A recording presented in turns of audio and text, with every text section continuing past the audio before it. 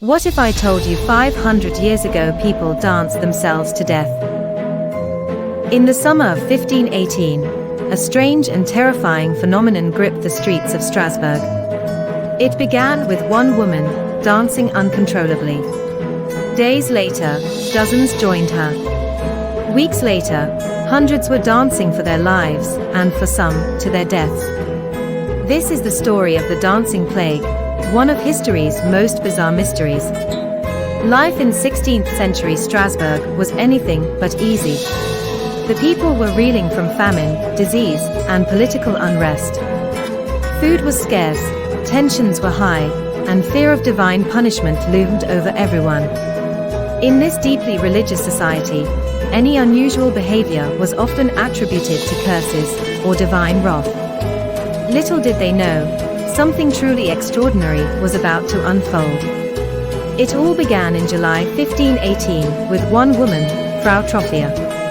She stepped into the street and began to dance. There was no music, no celebration, just a compulsion she couldn't resist. She danced for hours and then days. Soon, others joined her. Within a week, 30 people were dancing. By the end of the month, that number had grown to 400. The dancers were unstoppable. Some collapsed from exhaustion, others suffered strokes or heart attacks, and many didn't survive. The city's leaders were desperate to find a solution.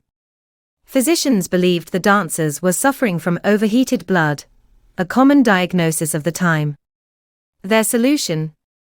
Let them dance it out. Stages were erected, and musicians were hired to keep the dancers moving. But instead of curing them, this only made the situation worse. The dancing plague spiraled out of control. Centuries later, historians and scientists still debate what caused the dancing plague. Several theories have emerged. One theory points to ergot poisoning, a condition caused by consuming rye infected with a toxic fungus. This fungus contains chemicals similar to LSD, which can cause hallucinations, muscle spasms, and strange behavior. Another explanation is mass hysteria, or psychogenic illness. The people of Strasbourg were under immense stress.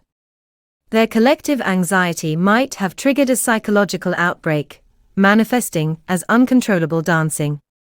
Lastly, some believe the plague was linked to religious and spiritual beliefs. Many thought they were cursed by Saint Vitus, the patron saint of dancers.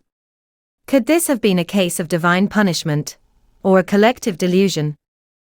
After about a month, the dancing plague finally ended. Whether it was divine intervention, ergot poisoning, or the dancers simply collapsing from exhaustion, we may never know. What we do know is that this bizarre event has puzzled historians for over 500 years.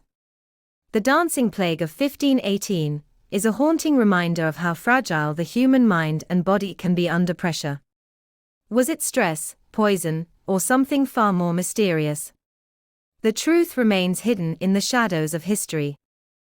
If you enjoyed this video, don't forget to like, share, and subscribe for more fascinating stories from history.